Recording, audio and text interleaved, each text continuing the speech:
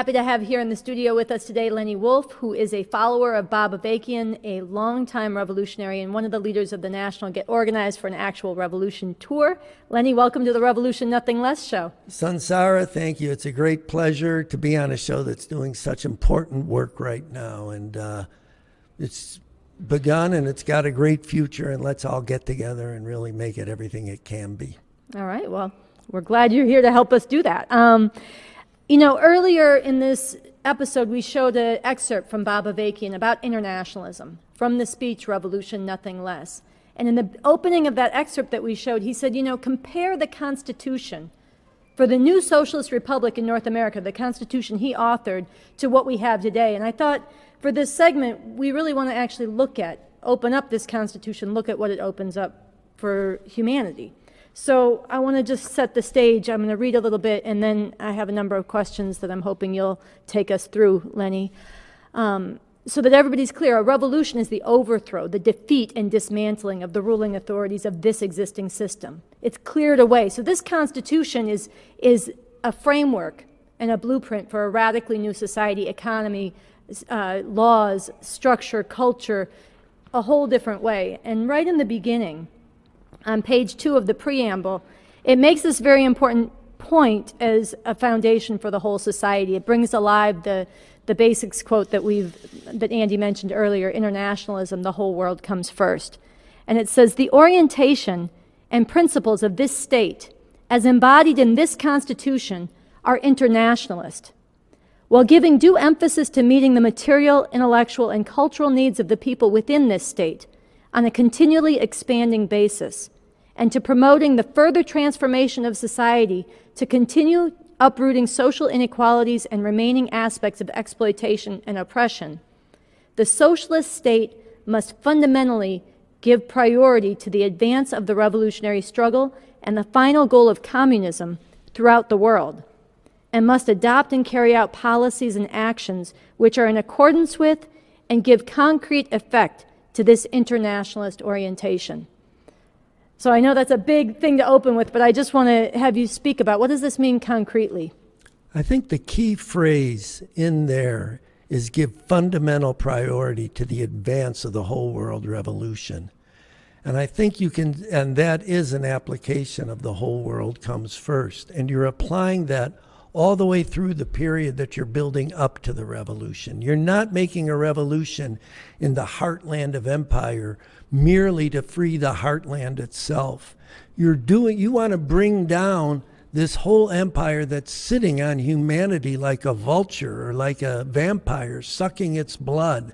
And that has implications for how we build up the movement now, why we train people to welcome the defeats of their own imperialists when those imperialists get into conflicts, how we challenge people on their feelings for America that have been drummed into them from the time they're born. And this will come out as well, as B.A. talks about in the clip we showed today, in the actual moment of the revolution, in the build-up to the revolution, and then in the revolution itself. When you make revolution in this country with that stand, it's going to have a very powerful effect all over the world. Think of the effect in Mexico. Think of the effect of people in Mexico rising up back on this country. We've got to have the whole world in our sights all the time from now until the end. And this is going to be tricky. It's going to pose contradictions at different points. That's something that's addressed in the Constitution. It's something that you can read about at revcom.us. But and maybe we'll get to it today, but all that's bound up. Those are just some of the dimensions bound up in that quote you read, both from Basics and the quote from the Constitution. Okay, so to carve into this a little bit more, let's talk about, right now the U.S. has military bases all over the world. It's a history and a legacy of occupations, invasions, war crimes. What happens to all of this? In brief, it all gets dismantled. There's 800, almost 800 military bases projecting U.S. power and domination around the world. These are in other countries, not the U.S. There's a total for the next 3 highest countries put together of 30 bases. All these are no more. All these are gone, as is the whole apparatus that's been used under Republicans and, yes, under Democrats, if not more so under Democrats, to terrorize and carry out unthinkable and untold horrors all around the world. Vietnam, Korea, up to Iraq. All this is no more. That's the very first thing. What about nukes? There will be the socialist state will go about dismantling the nuclear weapons that the U.S. has, which is by far the largest total of nuclear weapons in the world. The new state will safely dismantle, and figure out how to decommission these nuclear weapons, because we have no use for a weapon that is designed to kill and terrorize civilians. Okay, so what changes in the economy?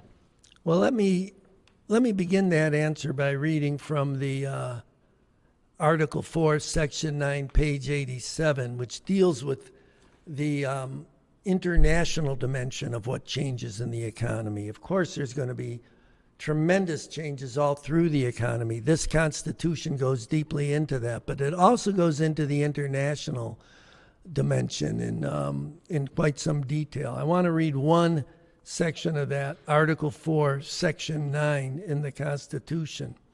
The structure of production and the resource base of the socialist economy cannot depend on labor and materials from other countries, much less exploitation and domination.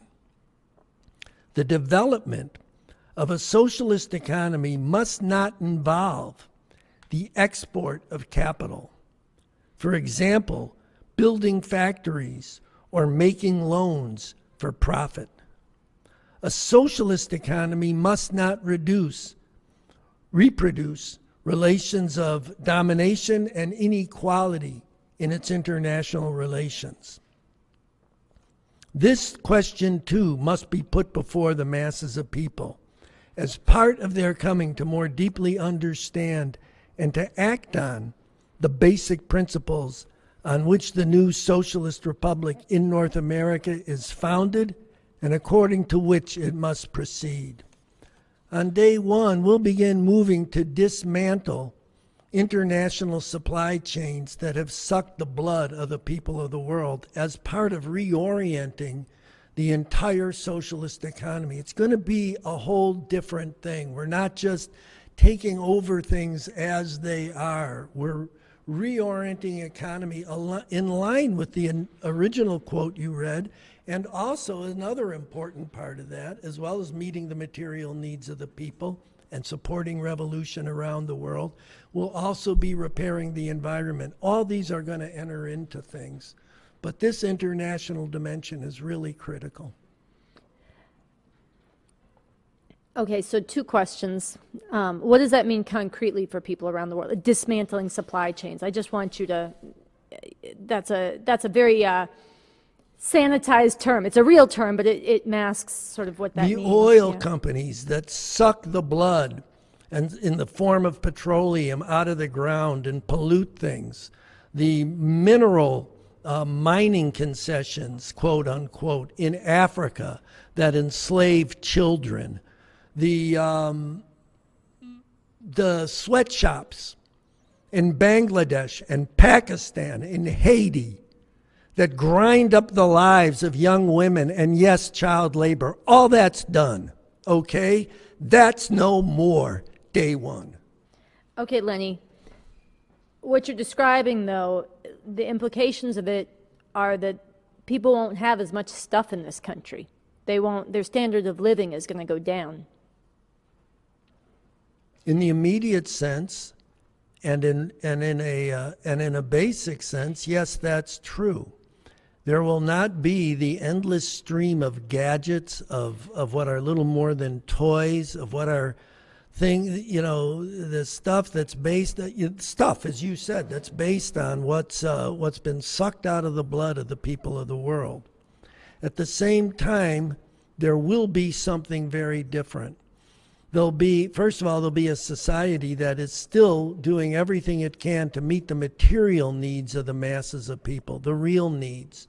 You have a country now where 40% of the children are food insecure, and a number are starving. We're going to move on that. That's a priority. It's a priority to meet these needs and lift the bottom up as we do so. But there's not going to be the gorging, the trying to fill up empty lives with stuff that's not needed, that's not meaningful. And instead what there'll be, you're making, in one sense, you're getting less, but you're getting much more from this revolution. People around the world, but including in this country as well, the creativity that now is suppressed, the feeling for humanity that now is suppressed, the ability to live and function communally in a society that now people are divided into little atoms, constantly competing with each other. All that is no more. And instead you have people working together to overcome the scars of the past, to forge a different relationship with each other and with the web of life itself, to repair the damage that's being done to the environment by exactly this parasitical style of life that's been promoted and held in front of people as what to strive for, as if human beings are just mice in a maze chasing cheese. This is a society where people can be really human. And it'll be a fight, because there'll be people who want to go back to the old way, okay?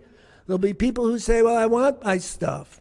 And the important thing, or one of the important things about this Constitution, and it's contained in what you read, is that there's an unprecedented robustness of debate. There's an unprecedented role for dissent, for diversity of opinion, for elections that are meaningful, and for participation in the running of society under the leadership, yes, of the vanguard, who does have the whole world in mind.